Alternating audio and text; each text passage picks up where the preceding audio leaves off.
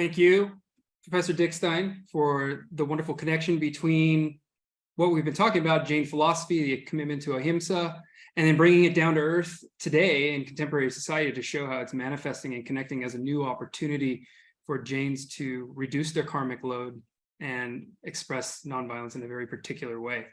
And thank you to my colleague, Dr. Bohanec, as well, for the philosophical presentation. And we have a lot of excellent questions, and we have left time in this conference for these questions. We really want to engage the audience. We thank you so much for all the excellent questions that you've put into the chat. And we really want to give time to articulate some sort of response, at least to most of those things. We'll try to do as many as we can. We can't do them all. So I'm going to go through these and ask our panelists to respond. There's two quick things I want to tell you.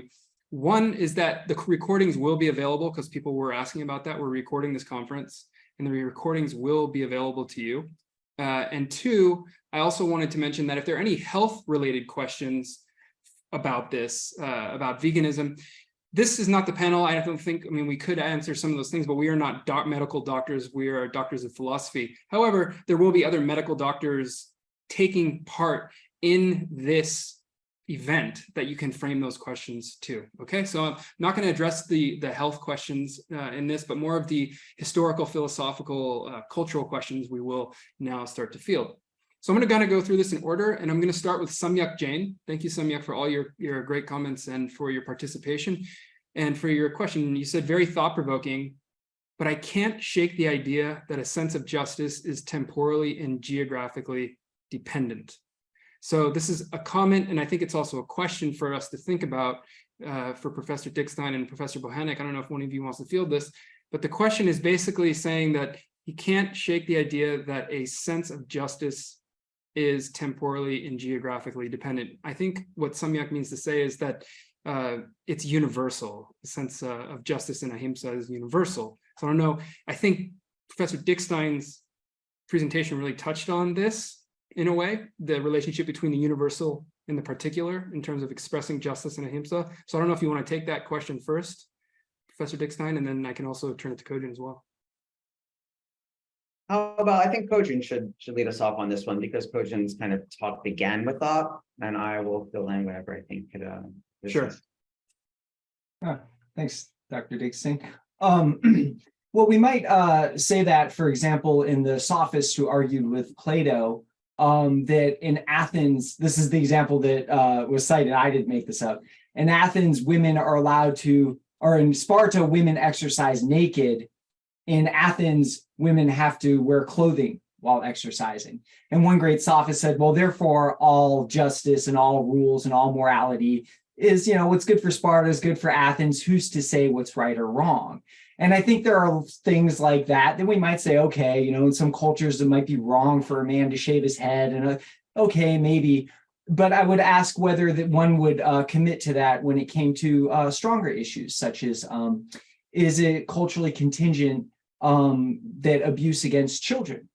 You know, if a society decides that, you know, severing a baby's arm when they're born, if for their religious practices is morally correct, is it just as correct as the idea of not severing a baby's arm?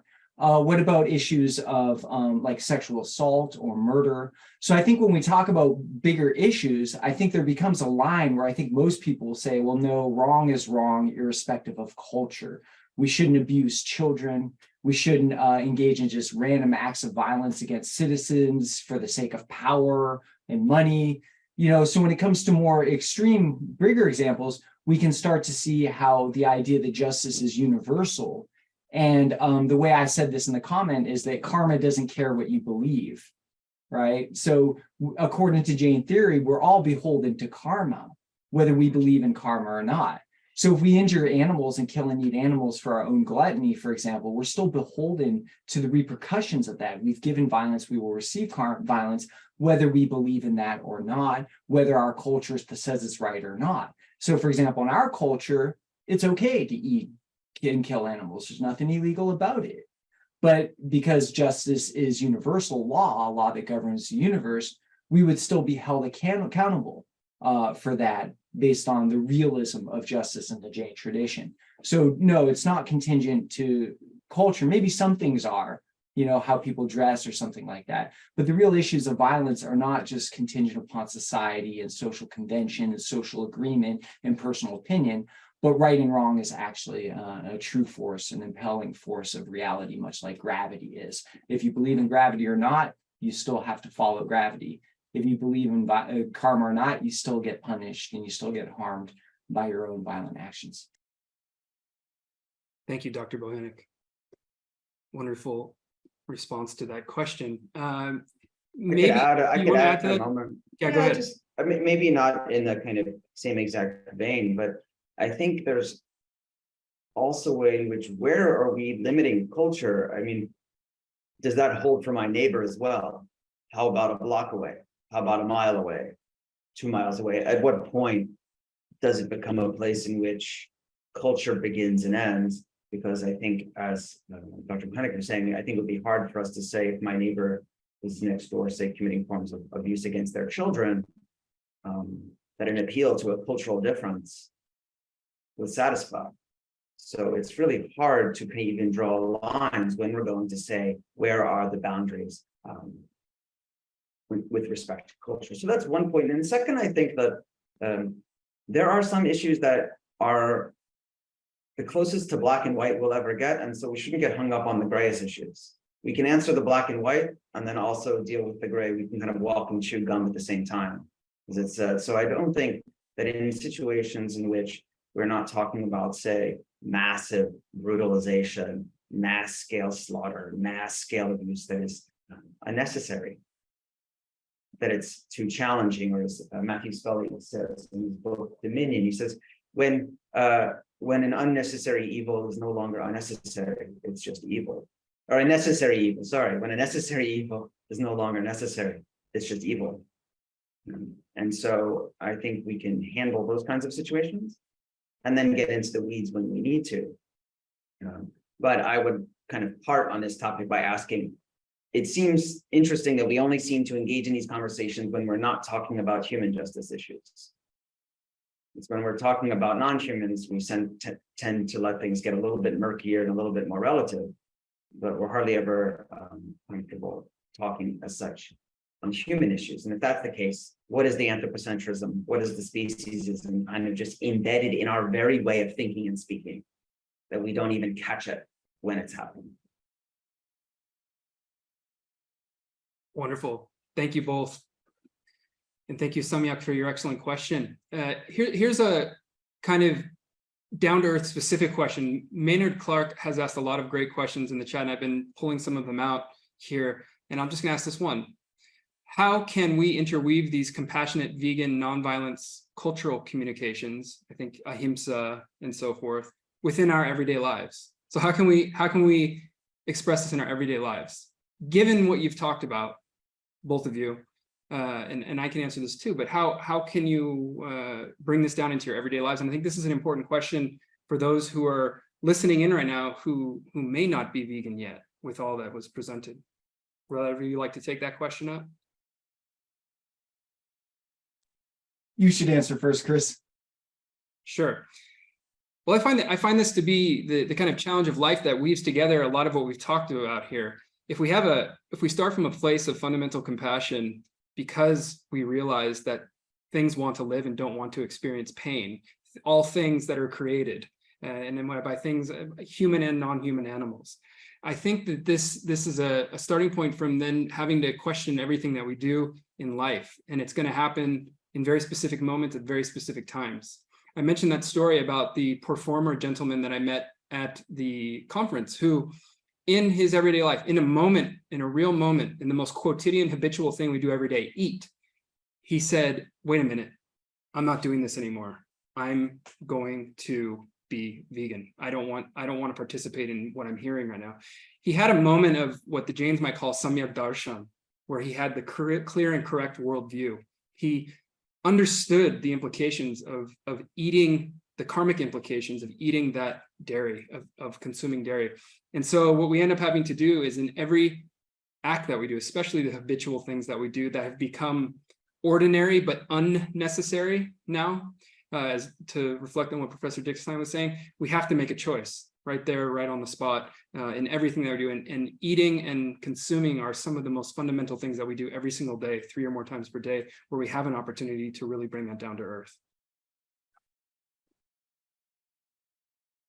Professor Bohanek, do you want? Yeah, I mean, in everyday life, we make choices constantly, and if we constantly, every time if we have samyak darshan now, the awareness that Chris mentions, we'll first of all be aware that we have a choice in everything we do, and then we'll also have the capacity to analyze which choice is going to be the least violent. And I think that that's the general Jain principle, which then leads one to the necessity of veganism, because the animal food is going to be ultimately much more violent than the plant food. And so that's, really, so if we're going to break it down to like everyday principles, becoming aware that you're making choices and then being able to assess which ones are the least violent, and then avoiding animal products, avoiding single-use plastic, not purchasing new materials. Like most of my clothing is secondhand from thrift stores. I try to do that exclusively. Purchasing ecological materials, for example, shoes are often very toxic. So trying to find, like natural fiber shoes when I'm not dressed professionally, wearing like khadi or the type of fabric that will just dissolve and return to the earth instead of creating pollution. These are all ways that we can bring in your own silverware, your own cup. Every time you go out of the house, you should have your silverware in your cup so you don't use single-use garbage. Driving as little as possible. These are all ways of practicing nonviolence. But of all of those things, by far the most important is abstaining from animal products. Thank you. Do you want to add to that, Professor Dickstein? Well, returning to the original point, like I think one issue was, how do we relate to others? How do we connect with others and communicate this? I think at the beginning of my realization of the atrocity of, say, what we do to animals, I very much, I think, joined the wave of really condemning myself and others about how can we do this just for taste pleasure? How can we do this just for a fleeting experience? How can we do this for such trivial reasons? I think over time I've realized, and with a sense of compassion as well, we started off talking about not just ahimsa, but also compassion, and that dominating, abusing, and killing animals is so fundamental to the history of the human experience and human identity that actually taking this away from human beings, I think at a very, very deep subconscious level, almost amounts to a rejection of who individuals feel like they are. It's almost as by way of analogy, the way that in a patriarchal society, if men are told that they can no longer oppress women and dominate women, they cease to know who they are in many ways, because society tells them that to be a man is to have a certain relationship towards women that is hierarchical, that is oppressive, that is dominating. And our relationship to animals is very much this way. Very much maybe because of our concerns with suffering, our fear of our own mortality, our self-consciousness. And so I only say this to say that when I engage now with individuals, I still find what we do to animals and our consumption habits with respect to animals 99.9% of the time, absolutely without a question, to be deplorable. There's a way in which engaging with others expresses compassion, because at the end of the day, it's not what you know, it's what they learn, as someone once told me. So you can say all the things you know, but if it doesn't land on someone, if it doesn't touch their head, it doesn't touch their heart, it doesn't touch what they're going to do the next day, then what was the point? Was it to inflate your own ego? Was it to create a hierarchy over someone else, ethically speaking? Well, then where's the compassion in that? Where's your actual concern for animals in that? Because no animal is going to be helped by your sense of self being inflated necessarily. So I just would like to say that I think there's a way in which one can be strong in their convictions and clear, but also understanding how much our relationship to animals and anthropocentrism is completely embedded in most of our senses of who we are. And that takes kind of delicate forms of communication and sometimes a bit of a longish game more than a short. Thank you, Professor Dickstein. one of the comments I just saw is, could we hear from some women now, please? And as I said at the beginning of this conference, we are proud that most of this conference is going to be hearing voices of Jain women. And I realize that this first panel is us three guys speaking. And so you only have to hear a little bit longer from us, and I hope you will enjoy it, but you will be able to hear from a number of very prominent Jain women who will give all of their inputs from various angles on these topics. So thanks for that comment, and we agree it's important. We want to hear these women's voices, and we will very soon. So here's the next question. This was directed towards Dr. Bohanec, and it's from, I believe it's Aoi Goodness. It says, Kojin Bohanec, it is my understanding, similar to Anekantavada, that morality is subjective due to differing brain chemistries and differing life experiences. Would you agree that if two people don't have to be wrong for having different values, then it follows that they are not wrong for having different moral principles, ideas of fairness, justice, etc.? Did you get that, Dr. Bohanec? Yeah, I think so. It's a little tricky. These are starting to get into really deep philosophical questions. But forgive me if I don't understand correctly. If I understand correctly, what this seems to be is a relativistic reading of Anekantavad, where your opinion and my opinion are of equal value, right? And that's not an agreement. That's not a reading of Anekantavad that I agree with. I don't believe that that's really the reading that's represented in the literature by the sort of intellectual core of Jain scholars, right? Jain thinkers. I understand that that may not be the only way of representing the tradition. There could be a heterodoxy, for example. So a lot of Jains are theists, for example. There's like monotheism in Jainism, even though that's repudiated by a lot of the scriptures. So it gets complicated. You know, what is the proper understanding of Anekantavad? Is it relativism or not relativism? But my understanding is from the philosophical, intellectual, scriptural textual core of the tradition, it certainly is not relativism. For example, Anekantavada is better than non-Ekantavada. And no Jain would say that violence is just as good as non-violence. So Anekantavada is actually, and this is where it gets tricky, because it's a system of dialectical trans-rational logic. And to unpack that, it takes a lot of discussion.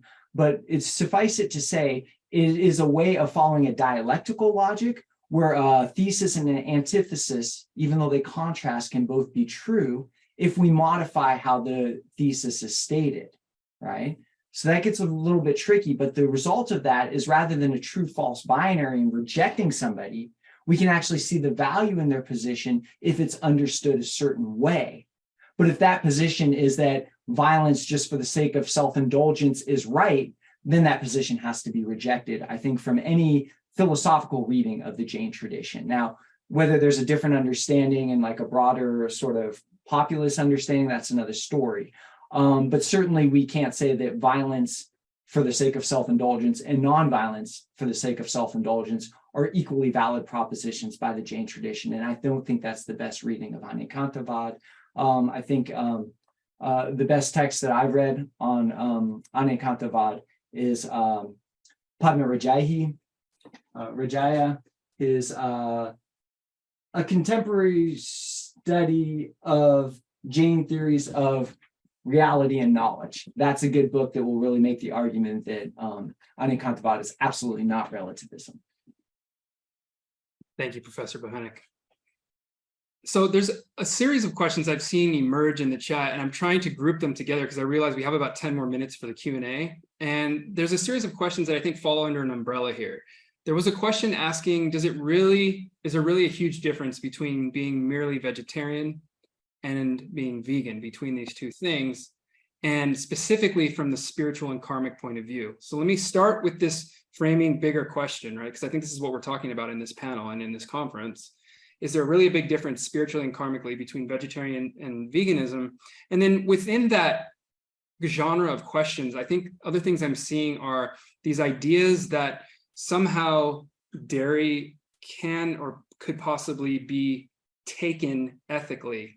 And the particular questions that are coming in that regard are saying things like, what if the cow, the mother cow, her calf is allowed to drink, has all it needs, and then there's enough left for the community to have after that, and everything's all good and they're treated with respect.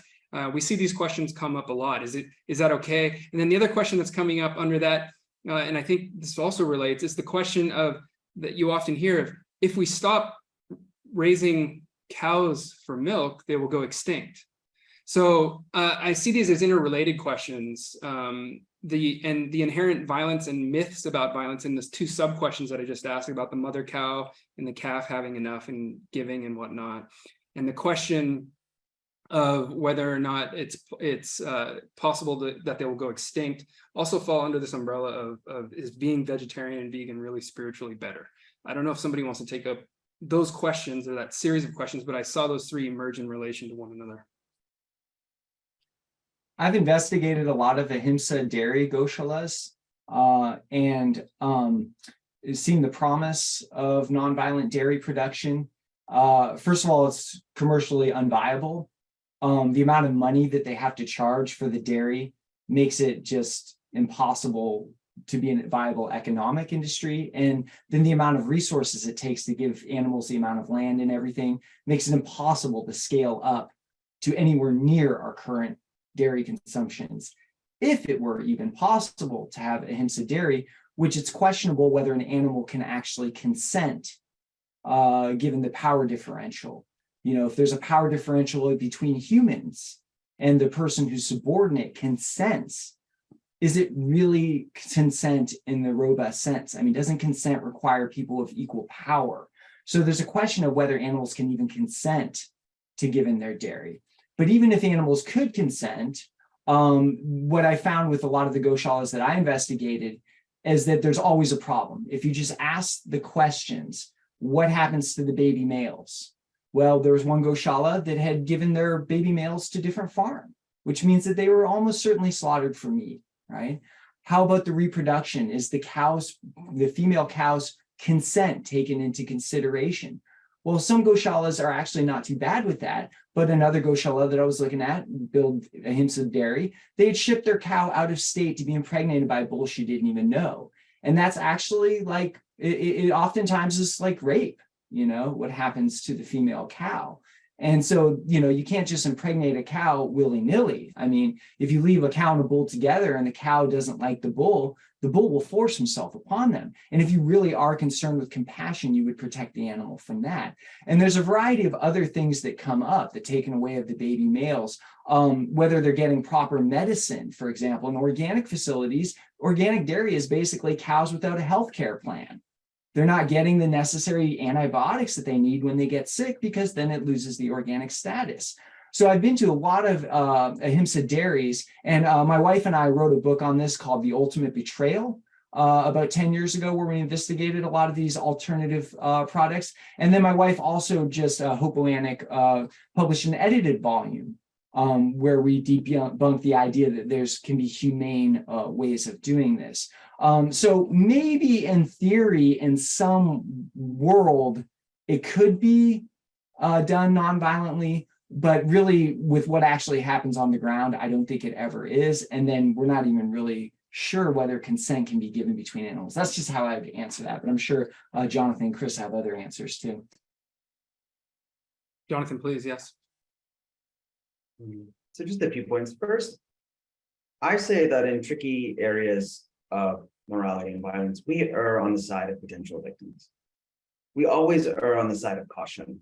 So the question of whether or not something is ethical or not, or moral or not, if we don't know, then the sound choice is to refrain.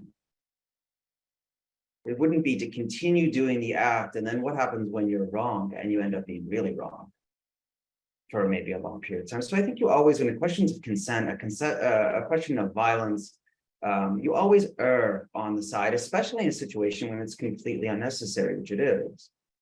And so then I would go back to what I said earlier, is why are we engaged in these kind of mental gymnastics about, can it feasibly be possible on a certain set of conditions for it to be okay, even though approaching 10 billion worldwide population in 2050, already a population where none of these ways are scalable, not to mention that one most likely does not have access even to some potential arena where this was ethical, or the amount of resources it would take, as Dr. Bohanek said, even to procure. There seems to be much more easier and safer options, such as refraining altogether and opting for soy, oat, almond, which have their own ethical issues, and that would be, it's completely worthy of thought and investigation and scrutiny. But I'm very much concerned as why are we so wedded to finding ways to continue to exploit animals? What goes into that kind of thinking when we have alternatives? And so, and especially as Dr. Bohanek referred to, we're talking about artificial insemination. We're talking about natal alienation, right? Separating babies from mothers. We're talking about the killing of babies, baby cows. We're talking about the killing of cows before they can live their natural lifespan.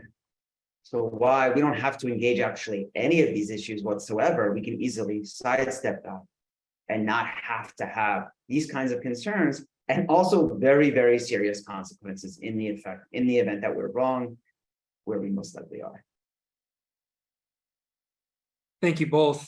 As this panel is coming sort of to a close, I just wanted to mention one thing. So Mamta Valderrama, who we're going to hear from Mercy for Animals, is going to speak later, pointed something out here on the chat in the webinar, which is that perhaps it's helpful for the audience to know what kinds of violence we're talking about here, because the question of vegetarian for Jains versus vegan is essentially giving up dairy, right?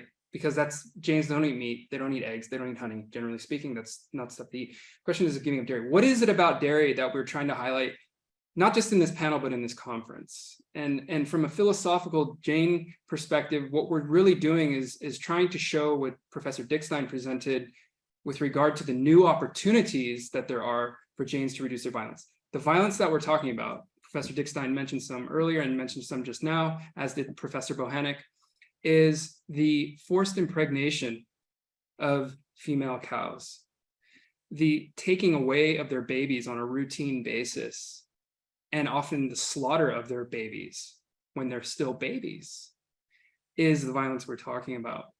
The taking then of the milk for human consumption in a very tortuous way from the female cows, while their babies have been taken away from them on a routine basis. This is routine. The early retirement and slaughter of those mother cows, because there's nothing that can be done with them. From an economic standpoint, they're as good as meat, so to speak, and they become slaughter. That's why Professor Dickstein had said the dairy industry is a slaughter industry. The environmental effects of this, the incredible amount of methane that is being released from this industry into the climate and causing the world to heat up, as we've seen this last summer. The zoonotic pandemics that we've seen arise. We're going to hear about these things and more for the rest of the conference. Kind of the purpose of this panel was to introduce the audience to the Jain tradition, its commitment to nonviolence, and why they would not want to participate in all of the things that I just mentioned. And we don't see, this is the thing, we don't see it. But when we do see it, according to Jain philosophy, when we do see it, it is a time then for us to reflect, and a time then for us to do the most important thing is, in the Jain tradition, when you have the right worldview, samyak darshana, when you have the right knowledge, samyak jnana, then you change your behavior to samyak charitra, the correct behavior. And so the purpose of this conference is to really bring out to show these forms of violence in the manifold ways that we will, as this goes on, to give you a choice, to make a vrata, a choice to then, for your own, if you're Jain, spiritual upliftment, to maybe make the transition out. And if you're not Jain, to do the same thing, to be inspired by these Jain principles that are so impactful and so have inspired all of us here who are presenting to move in this direction towards giving up dairy, becoming vegan, and doing things to advocate for animals, including this panel.